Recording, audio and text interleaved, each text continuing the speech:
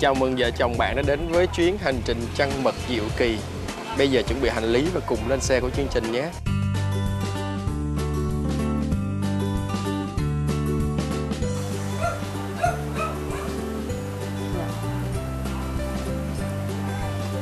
Ui, anh ơi. Anh ơi.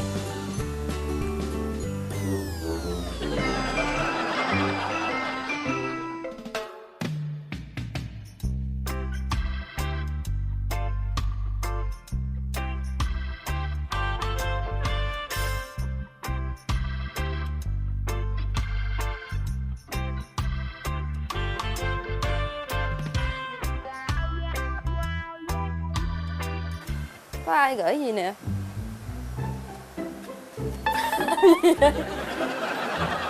Trăng mật diệu kỳ. Chào mừng vợ chồng bạn đã đến với chuyến hành trình trăng mật diệu kỳ. Bây giờ hãy chuẩn bị hành lý và cùng lên xe của chương trình nhé. Ủa, là bây giờ dọn đồ đi liền hả?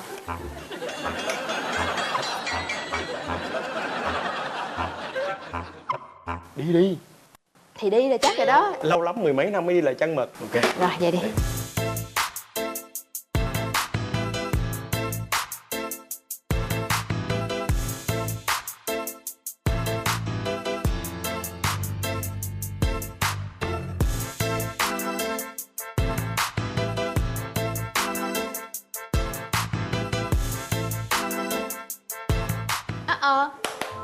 Chú nè, chú nè, chú nè. Sao rồi? Giận rồi. Rồi xong. Đi xuống đây bố bé nè. Hai.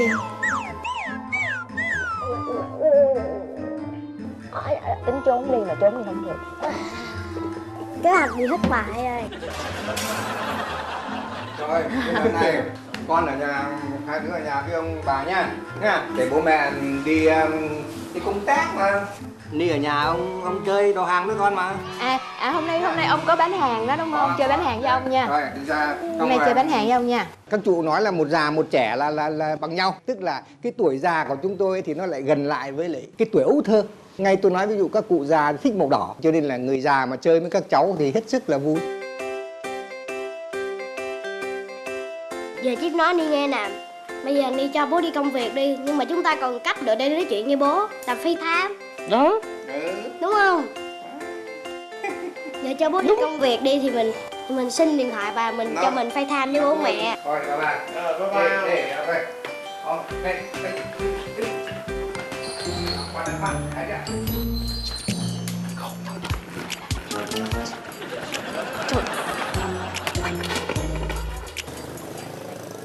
Ui, Lên đây đi. Yeah. mát quá, mát quá. Rộng rãi, thoáng mát.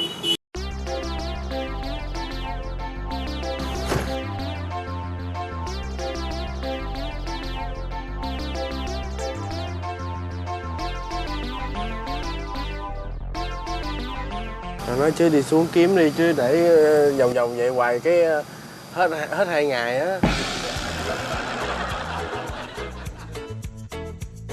Ê, lâu lắm mới đi dậy sớm vậy luôn á. Nhưng mà không được đi ra công viên tập thể dục vậy đâu. Ê, có 2 người đang chạy xe tới thì phải không?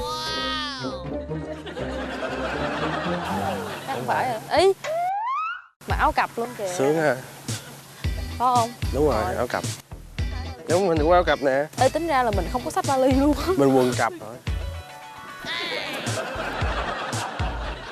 Trời ơi, ở đâu xuất hiện bất thình lình vậy? Hai anh chị đi chung với em phải không? Ừ ha. Hello, hello. Cặp xách vali là biết rồi. Nhìn thấy cặp nào mà dị nhất công viên là tụi chị.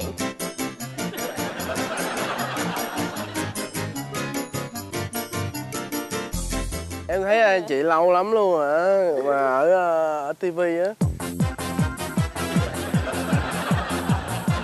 Vinh Râu là nghệ danh thôi đúng không? Trang là ca sĩ phải không? Dạ. Anh chị là cưới nhau được 10 năm. Yêu nhau 9 năm, cưới 10 năm là 19 năm. Nói chung là dành cả thanh xuân để theo nhau. Sướng à. Vậy là tính em... là quen từ lúc đi học luôn hay sao? Ừ, mới vô trường á. Trường sân khấu đó. Mà không ấy mấy cái chuyện này mình lên xe mình nói được không? Ừ, đúng rồi đó. Ê, không kéo vali đi luôn vậy hả? Thiệt. Thôi trời ơi, lớn tuổi kéo đi. Trời Chạy ơi. chung người ta đi. Ai lớn nhất kéo. Ông anh luôn. Phụ bả.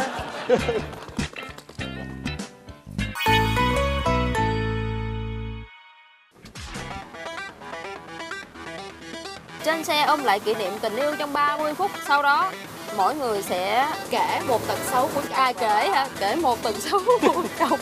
Người bị nói xấu có quyền bào chữa. Hai gia đình ăn trưa dã ngoại tại khu cắm trại Jenabu. Di chuyển đến resort Aonasis tại Long Hải, Nhật Phòng. Đổi chéo thành viên giữa hai cặp vợ chồng trải nghiệm trang trí bánh ngọt và pha cocktail. 2 giờ đi spa. Chồng chuẩn bị trang trí bàn ăn Ăn tối lãng mạn. rồi đêm trăng mật chụp Hình lưu niệm vào lúc bình minh. Nói chung là cái lịch trình cũng không có mấy gì khó khăn Hỷ. cũng không có khó với em lắm, tại ngày nào em cũng dạch mặt chồng em mà. Phải không? Phải không? Phải không? Bị vạch mặt em cũng lấy luôn hả? Trời khôn lắm. Lấy xong rồi mới dạch. Vậy Khôn lắm. Ủa đâu có đâu. Ngày nào em cũng nói xấu anh mà. Anh nhầm em với con nào rồi? Anh cầu con lộn không?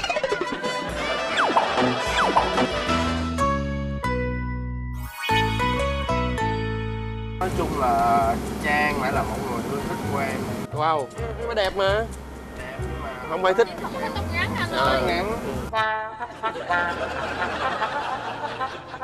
Hay quen trong nghề lắm. Em sợ rủi ro. Em cũng vậy, em tự nhủ với lòng là em sẽ không quen trong nghề đâu. Rồi ba má em hay nói một câu, mày đi hát nhưng mà mày đừng có quen nghệ sĩ, tại nghệ sĩ xạo lắm.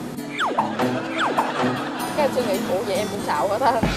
Nhưng mà em lại nghe theo lời ba má em, cho nên là em cũng kiểu như có một cái gì đó hơi bị dè chừng. Nhưng mà người ta nói là ghét mũi nào trời trao mũi đấy. Cái gu của em á là tay dài chân dài, trí thức. Đó, đeo kiến rồi. Gu xoáy ca. Gọi này là xe ôm. Ý, tính ra là anh nói anh ghét em luôn á anh. Vậy mà anh là cái người chủ động nhắn tin dụ dỗ em. Bậy bạ đó là dụ dỗ đâu, dụ dỗ. Lướt theo. Đăng status. Đăng status. Đồ dài vậy. Đẹp quá hả? Không có cái hình nào hết á. Mà viết rất là sâu sắc hay sao? Viết quá trời viết luôn. Vô tình đó, nó là câu chuyện của em luôn. Ồ. Đó là người trước cũng bỏ em với cái kịch bản y chang như bà này luôn. hãy trao nhau yêu thương để bên nhau mãi. Mối tình này thảo mai. Mà bị Mối tình chân thật của mình nè, kể đi chồng. Quýnh lộn nhau hay gì? phải quýnh lộn, mà là anh không có ưa một cái con nhỏ mà kiểu như chán dồ mà lúc nào cũng chảnh chảnh, mà anh thì lại bị nhỏ nào mà chảnh chẹ cá tính thì anh kiểu hay bị để ý. Mà tính là tại anh để ý vậy cho nên anh thích hồi nào cũng không biết á anh. Chảnh cho nên không thích những đứa chảnh hơn mình. Đó, vậy đó. Ok hiểu mà. Mà em ghét mập mà đen mà có râu mà còn lùn hơn em nữa á chị. Bậy, phụ nữ thích có râu lắm á. Không, nhột lắm, không được đâu. Đó mà này bà chịu nhột dở lắm. Ủa vậy cái khúc này là mình sẽ được tính vô là cái đoạn là kể chuyện tình yêu hay là vạch mặt? Tụi em không có phân biệt cái ranh giới đó đâu chị, cái ranh giới nó Nó mong manh lắm đấy biết không? Xuyên suốt nãy giờ kể chuyện tình yêu vạch mặt không đó chứ. đúng rồi, nãy giờ em thấy cặp chị cũng vậy mà. Đâu chị có vạch mặt gì đâu. Đó mới vạch mặt chán dồ.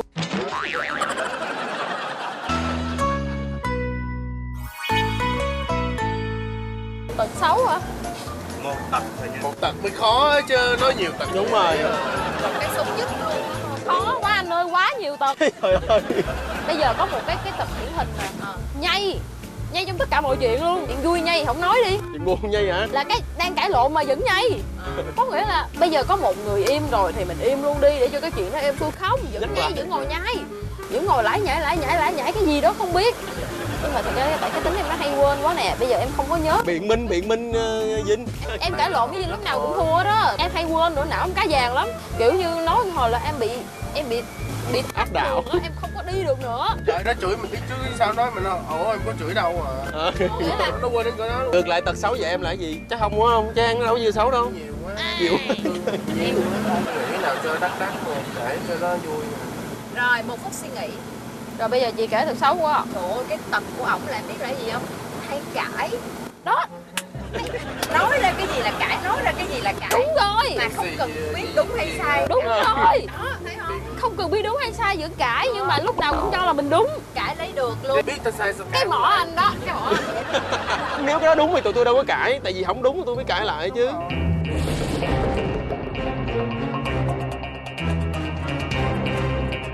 Cãi này mới vui. Tật hay quên đỉnh cao luôn. Đỉnh cao luôn. Nói xong cái nó lát nữa hỏi cái nó không nói đâu. Không hại tôi.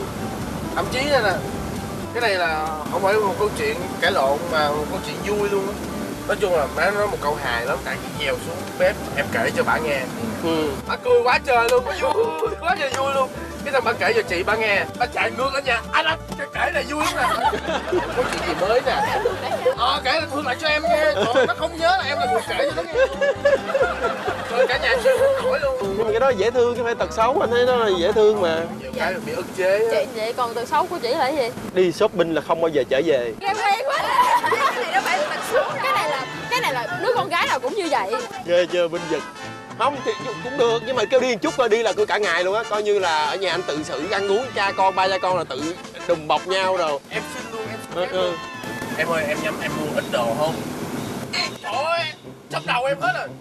Trong đầu em hết rồi. Em vô lại em chỉ cần nói tôi muốn mua cái này, được, cái tính tiền.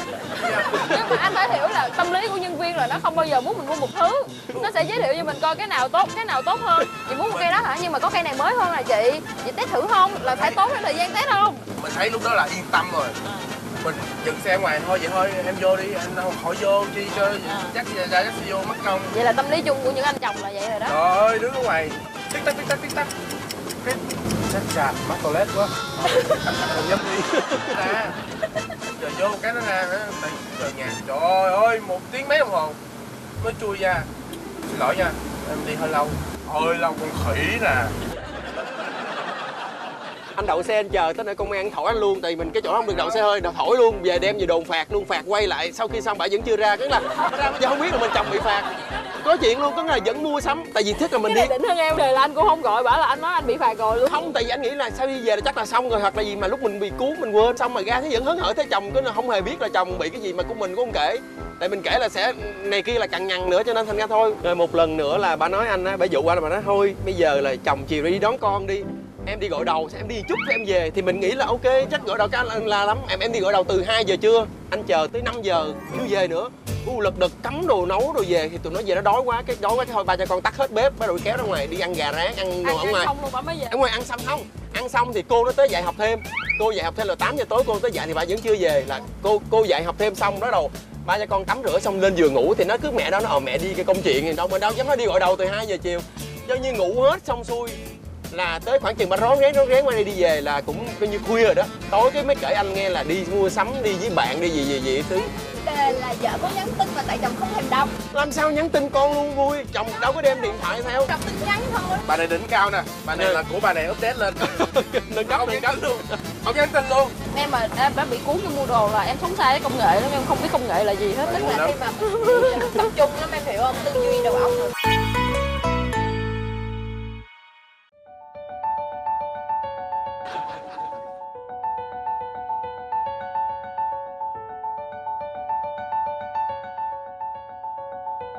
Ê có liều kìa. Đẹp quá.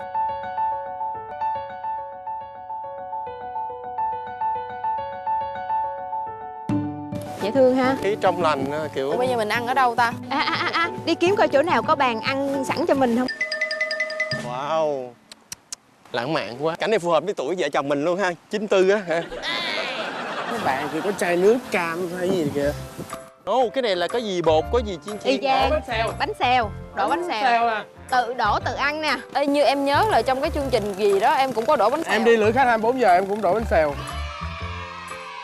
Ê, có thể là vợ là phải nấu đồ anh với Vinh ăn đúng không? Có Vinh là vợ em. Đầu bếp nhà chị. Ở nhà em nấu đồ ăn không mà. Nấu là phải có người ban tổ chức nấu cho mình chứ, biên tập, đạo diễn, quay phim gì đó. Muốn ăn phải lăn vào bếp thôi. Dầu ít thì bánh nó tráng nó mới mỏng được. Em muốn ăn bánh giò hay em muốn ăn bánh mềm? Em muốn ăn bánh giò. Bên kia bánh giò, bánh mỏng như tùm lum kìa. Dầu ít thôi phải không? Ông nói hay lắm, em được cái lý thuyết em giỏi lắm. Thằng Thành nó không biết gì đâu chị. Bánh xèo. Bỏ vô rồi trước hay sao? Ủa? Cái này như đổ chung vô đây luôn chứ hả?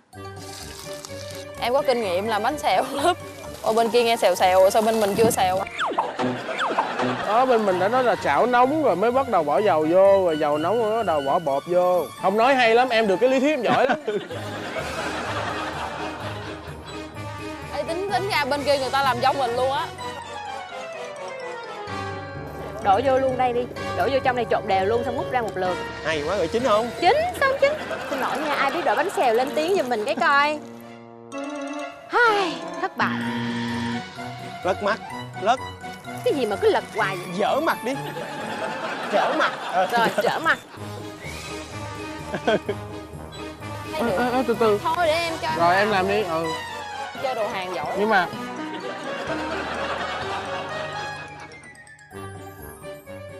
mình bỏ cái mẻ này qua một bên được luôn á. Thôi kệ, nó cũng ngon mà. Có không? À, rồi hay quá, bánh xèo nát rồi. Không sao, mình chiên trứng mà anh.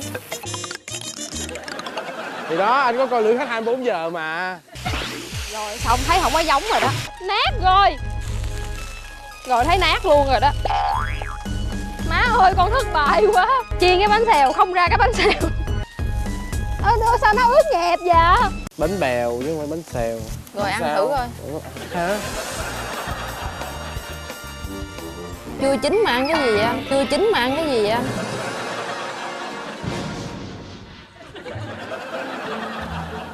Thôi, thôi. Em dành làm hả? Nè. Đó. Có nào lát hai chồng mình không ăn được không? Không biết, em làm đi, em làm như anh làm. Trong lúc vợ nó ăn, chồng sẽ kể chuyện với vợ nghe. Cô bé Hoàng Khăn Đỏ. Rảnh không search Google cách làm bánh xèo lẹ lên nhanh. Cách làm bánh xèo hả? Cho một thìa dầu ăn vào chảo, sau đó đổ thìa bột vào láng cho thật mỏng. Đậy vung khoảng 1 phút cho chín, sau đó bỏ hỗn hợp hải sản nhân tôm thịt lên. Gập đôi bánh và chờ giòn cho đều hai mặt. Thôi bây giờ mình để cho nó an toàn, bảo đảm an toàn mình sẽ làm như thế này. Chưa xào hết luôn nha, xào chín lên.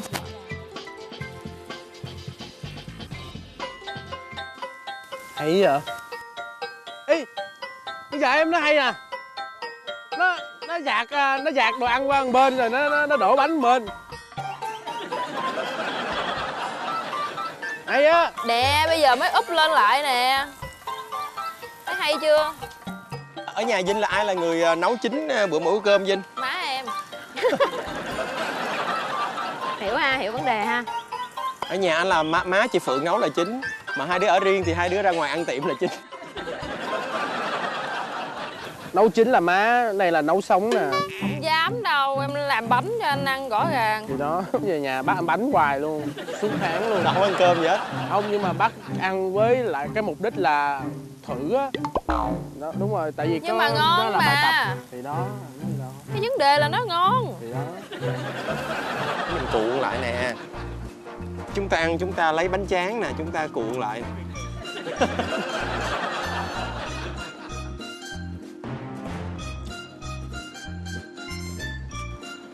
Ngon quá. Ngon. Ngon lắm nè, anh ăn cái thứ hai rồi nè Vinh. Quá ngon. Thế tí anh qua bên nhà Vinh ăn nha. Tí anh qua nhà em anh chơi nha Vinh. Có thà để nó khét vậy mới ăn được. Thôi em ăn khét bệnh chết luôn á vợ. Giờ bà đi kiếm tiền. Ui. Em giỏi quá trời luôn nè, không thấy hả?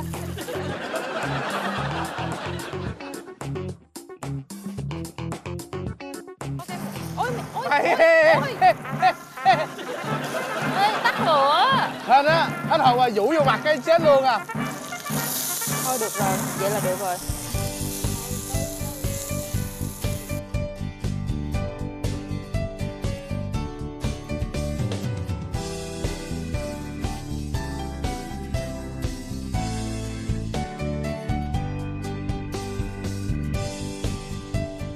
Nói chung trình độ hai bên chúng ta là tương xứng đó, đồng đều đó.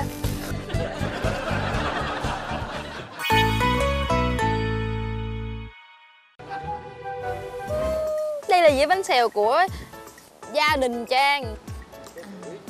Vâng, xin giới thiệu với quý vị, đây là món ăn trưa của gia đình Hồng Phúc và Quỳnh Phượng. Thật ra là bánh người ta là chú trọng về hình thức, nhưng mà khi mà vợ chồng mà sống với nhau quá lâu rồi thì chúng ta cũng không nên quan trọng về hình thức nữa thưa quý vị, và chúng ta nên chú trọng đến nội dung. Và nội dung của chúng tôi thì rất là tuyệt vời. Nếu như cái màu xanh tượng trưng cái sự trẻ trung với bên kia thì cái sự màu vàng đầm thắm tượng trưng cho cặp của chúng tôi. Nói chung là ăn cái bánh xèo này không chúng ta sẽ không bao giờ bỏ nhau nha. Rồi, bây giờ mình ăn đi, mình cảm ăn, ơn mình nha, ăn đi, cảm mình ơn. ăn đi. Đúng MC luôn Đúng ha. nghề, đúng nghề. Nghề luôn. Các bạn ơi, các bạn Không, mình phải thử món mình bên ăn kia. thử đi. Bên này sao nó khét quá vậy đó? Cái đặc khác mới là cái đặc trưng á. Nó gọi là tình cảm sôi động nằm cháy á. Ở dưới đây là nó chưa chín nè. Bên của anh lại mang là em sống lâu tới già luôn á. Ngon không? Ngon lắm luôn hả? Câu hỏi dành cho hai vợ chồng Vinh Râu và Lương Minh Trang như sau. Chồng cho rằng vợ nghĩ mình là hai trong những hình mẫu nào sau đây? Là bạn, là thầy, là bảo vệ, lái xe, bảo mẫu, máy rửa bát, máy ATM, giúp việc nhà không công. Không biết luôn á. Hôm nay vợ trả lời được luôn á. Để nhà người ta. 5 4 3 2 1 tàn tan. Bạn và bảo mẫu. Rồi bên kia. Bạn và bảo mẫu. Trời ơi. Trước khi quen đến bây giờ luôn là hai đứa chơi với nhau rất là giống bạn, là chia kỷ, là trong công việc cũng là đồng nghiệp với nhau. Còn cái bảo mẫu là đơn giản lắm, tại hai vợ chồng rất là yêu thương động vật, chăm rất là chu đáo. Nhưng mà vì cái đó là cái thói quen nên đến khi chăm mình cũng chăm giống như chăm chó chăm mèo luôn.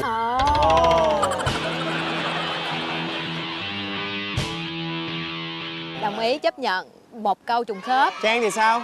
Tưởng là Vinh nói cái gì nhưng mà không, nó đúng rồi. Ok. Đề nghị hai bạn trả lời là phải xa xa chút nha, chứ giống nhau nữa là mình không có cái gì để mình khai thác tiếp á. Hồi nãy là cho chọn lựa. Để chọn lựa rồi.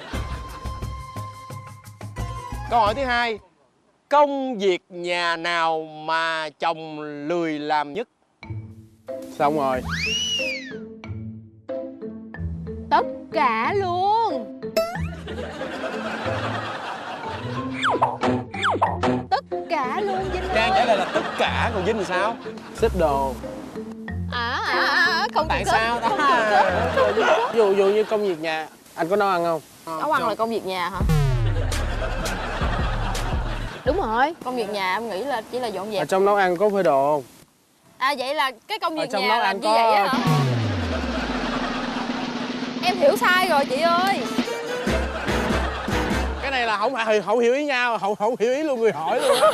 Không hiểu câu hỏi. Không chấp nhận. Tại Không vì chấp nhận. việc nhà là ai cũng phải biết luôn. Câu cửa miệng mỗi khi bực bội của vợ là gì?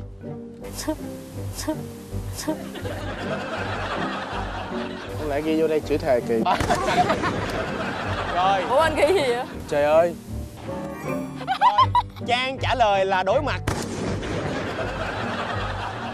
Tại sao Trang hay nói câu đó vậy Vinh? Trời ơi, đúng rồi, hai mai la trời ơi hơn chứ. Nói chung là ức chế gì nữa là bà bộc phát, bà la lên. Rồi, trời ơi anh ơi đồ. Quan trọng là cái chữ trời ơi nè, là em viết xong rồi em nó mới nhận ra là đúng rồi em hay như vậy á. Không, tại vì em hay lâu lâu bị mất trí nhớ chút xíu á, thì mình phải hồi phục lại bằng cách cho ăn nhiều omega 3, ăn cá, ăn những cái chất béo không có hại sức. Ở nhà hả, nguyên một hộp dầu cá lấy ra ăn như là ăn kẹo luôn á. Mà vẫn quên. Dầu cá ngon hả? Đó, thấy chưa, dầu cá ngon luôn á. Nếu thấy hình vợ chụp nắm tay một người đàn ông lạ mặt đẹp ở trong điện thoại của vợ thì chồng sẽ làm gì? Lạ mặt mà còn đẹp nữa hả? Đẹp chồng thêm. Chứ Trang không vợ nắm tay xấu á chồng biết. Mà giờ đập vô mặt thằng đó. Em ghi em phải có quá trình chứ, phải hỏi coi nó là ai nữa chứ. Ví dụ mày không biết nó là ai sao đập vô mặt thằng đó. Đúng, hợp lý. Ừ ha.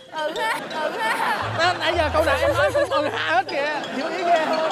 Lại một câu nữa sai. Vợ thích chồng bày tỏ tình cảm bằng cách nào? Hôn đắm đuối, thấm thiết ở chồng anh sửa thành hôn đắm đuối. Ôm choàng bất ngờ hay là chỉ khoác vai nhẹ nhàng? 5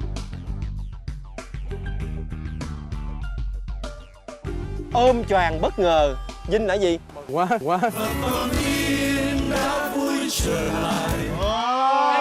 Có câu nào mà mình cho đáp án lựa chọn không? Không. Chắc chắn đúng luôn anh. Chắc chắn đúng luôn. Tại vì cái ngôn ngữ Tại vì khác nhau. tụi em đúng rồi đó. Đó thì đó, có lựa chọn đó.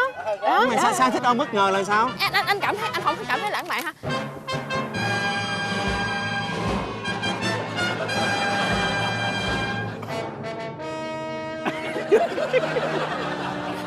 Thôi tiếp câu tiếp theo đi anh, đừng khỏi giải thích. Cái hôn đắm đuối là chắc chắn là không có lãng mạn nhất rồi. Đúng rồi, gâu không? Tại vì em để râu.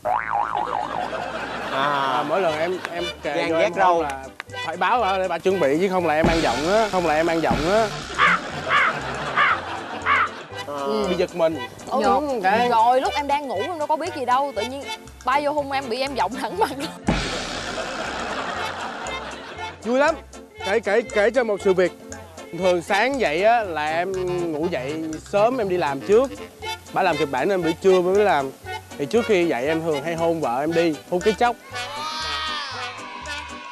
nó giọng vô mặt cái đùng. Quan Cái phản trọng xạ tự nhiên của em tốt á. Em đang ngủ mà. được cái nữa là nó giọng mình mà nó không biết nó giọng mình. Tối về nó trách mình tại sao hồi sáng anh đi hồi nào mà không hôn em. Khi thấy vợ khóc mà chưa biết lý do thì chồng sẽ làm gì? 2, 1, dơ bảng. Hỏi. Hỏi. Vinh là gì Vinh? Vợ em là hỏi đó. Hỏi lý do. với rổ cho nín. Là 3 câu đúng rồi đó. Vợ chồng bạn quan niệm thế nào về việc sống thử trước hôn nhân? 3, 2, 1, hết giờ. Trang trả lời là bình thường thử rồi nè, he he. Vinh sao? Hơi liều. Ủa vậy hả? Hơi liều nhưng mà nếu tin tưởng thì ok. Tại sao? Nếu đủ tin tưởng. Nếu đã tin. Đủ. Chữ xấu quá trời ơi trời. Vợ người ta đọc được, vợ mình đọc chẳng được. Nếu mà sống thử á, cái đó nó có mang nhiều rủi ro. Nếu như là mình Giống như là em với Vinh thì cầu hôn rồi, má mới cho vô ở chung. Tại vì cầu hôn rồi chắc chắn là cưới rồi. Vậy là câu này đúng không ta? Trùng khớp không? Nói Trùng chung rồi là đó hai nha. người đều ok, đồng Rồi ý. là trùng. Tiếp tục, chồng không thích vợ mặc kiểu trang phục nào nhất?